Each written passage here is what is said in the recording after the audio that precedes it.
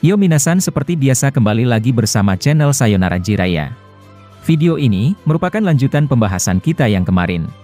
Tapi sebelum itu, seperti biasa gunakan headset untuk menonton video ini agar suaranya terdengar lebih jernih dan jelas. Serta sediakan segelas kopi, jus dan minuman lainnya untuk menemani kalian dalam menyimak pembahasan di channel ini. Jadi gak usah banyak basa-basi lagi dan mari langsung saja kita bahas bersama-sama tema hari ini.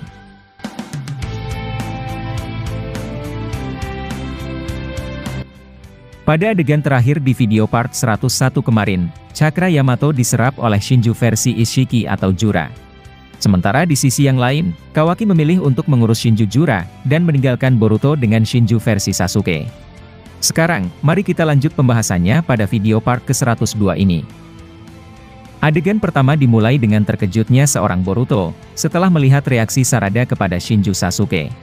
Sebelumnya, Boruto merasenggan dirinya akan tetapi, tiba-tiba muncul semacam perisai atau tameng dari tubuh Hidari. Momen itu, membuat Sarada kaget melihatnya dan Boruto merasa bingung dengan ekspresi Sarada. Nah, admin memiliki sebuah pendapat bahwa kemungkinan, Shinju Hidari juga bisa menguasai hampir keseluruhan jutsu Sasuke. Pada chapter 4 lalu, diperlihatkan bahwa dia bisa menggunakan Chidori milik Sasuke. Nah, bisa jadi dalam hal ini, Susanoo juga dimiliki oleh Shinju Hidari tersebut. Meskipun Susanoo berasal dari mata Sharingan, tetap pengguna Rinnegan bisa mengeluarkan itu. Sebelumnya, hal semacam ini pernah terjadi pada seorang Madara Edo Tensei. Meskipun demikian, admin masih belum terlalu yakin apakah itu adalah Susanoo atau kekuatan murni dari Rinnegan saja. Kemudian, adegan berpindah kepada seorang kode yang terlihat kembali ke markas Ishiki. Dia datang dengan cara diam-diam, setelah berhasil menguping pertarungan Boruto sebelumnya. Kode kembali ke markas itu dan di sana, dia berdiri dan melihat logo para anggota Otsutsuki. Ternyata, Kode menampilkan ekspresi yang sangat kesal kepada logo milik Ishiki karena dia telah memanfaatkan Kode untuk kesekian kalinya. Meskipun Kode merasa lega bahwa Boruto bukan lagi urusannya dan akan mati dibuat oleh Shinju, Kode tetap tak bisa memaafkan dirinya sendiri. Dengan ekspresi kesal Kode berkata, "Sial, mengapa semua ini terjadi dengan mudah dan tanpa ku ketahui. Aku bosan dimanfaatkan dan mengapa karma putih ini malah menciptakan 4 orang menjengkelkan seperti mereka. Sekarang, aku bahkan tak tahu harus berada di pihak siapa. Namun jika aku menyusul mereka, itu cukup berbahaya dan mungkin, aku juga akan menjadi santapan para Shinju." Sementara itu, adegan beralih kepada Kawaki, yang muncul langsung di tempat Orochimaru atau di markas Sannin itu. Ketika sampai, Shinju Jura menyapanya dengan berkata, "Apa kau telah mengerti skenarionya Kawaki?" Kawaki hanya menatap mata Jura, sambil melihat para anak Shin menyerangnya. Anak-anak Shin itu mengeluarkan kekuatan Sharingan dan salah satu andalan mereka adalah jurus yang mirip seperti Kamui punya Obito. Mereka juga melemparkan shuriken yang banyak akan tetapi, Jura bisa dengan mudah menangkisnya. Melihat itu, Kawaki emosi dan seketika saja, dia mengeluarkan cahaya merah yang terlihat seperti Rasengan ke arah Shinju Jura tersebut. Jura hanya tersenyum melihat itu dan dia menyerap kekuatan Kawaki tersebut. Saat dia sedang menyerapnya, tiba-tiba Kawaki berada di sampingnya dan dia membuka portal karmanya. Saat portal terbuka, Kawaki menarik Jura masuk ke sana dan mereka pergi bersama. Kawaki membawa Jura ke dalam dimensi yang berbeda, bukan ke dalam dimensi Daikokuten miliknya. Orochimaru dan lainnya sontak terkejut melihat apa yang dilakukan oleh Kawaki. Koji kemudian berkata, "Apakah dia membawanya pergi ke tempat lain?" Orochimaru lalu menjawab, "Ada kemungkinan mereka pergi ke dalam dimensi lain." Kemudian, adegan berpindah kembali ke Boruto dan setelah dia menyerang menggunakan Usuhiko, Shinju Sasuke menendang Boruto. Namun, tendangan itu bisa ditepis Boruto menggunakan lengannya. Boruto kemudian bertanya ke Sarada tentang ekspresinya yang kaget melihat Shinju Hidari. Sarada kemudian menjawab, "Aku tak percaya bahwa perisai tadi mirip seperti sebuah Susanoo Boruto. Bagaimana mungkin dia dapat menggunakan kekuatan dari ayahku?" Boruto lalu menjawab, "Sebenarnya, itu masih berkemungkinan Sarada karena sebelumnya, dia juga bisa menggunakan Chidori. Aku percaya bahwa 80 atau bahkan 99% mereka bisa meniru semua kekuatan orang yang telah mereka cloning. Tapi, perisai itu muncul hanya sebentar saja dan itu menimbulkan kecurigaan bahwa mungkin dia belum bisa mengkopi kekuatan dari ayahmu." Sarada lalu menjawab, "Aku berharap ucapanmu benar Boruto."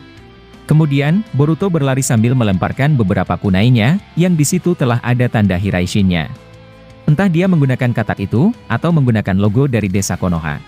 Shinju Jura menangkis kunai tadi akan tetapi, Boruto tiba-tiba muncul di salah satu kunai yang terlempar, dan itu tak jauh dari posisi Hidari. Hidari terkejut, sambil ingin menebas Boruto menggunakan lengannya. Boruto juga siap menyerangnya, menggunakan pedang miliknya.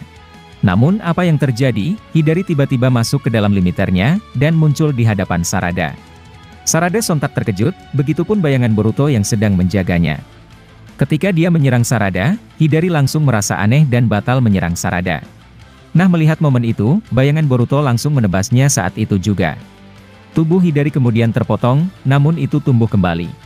Hidari lalu menjauh beberapa meter dari Sarada sambil berkata, "Perasaan ini, sepertinya ini mencoba untuk menguasai pikiranku.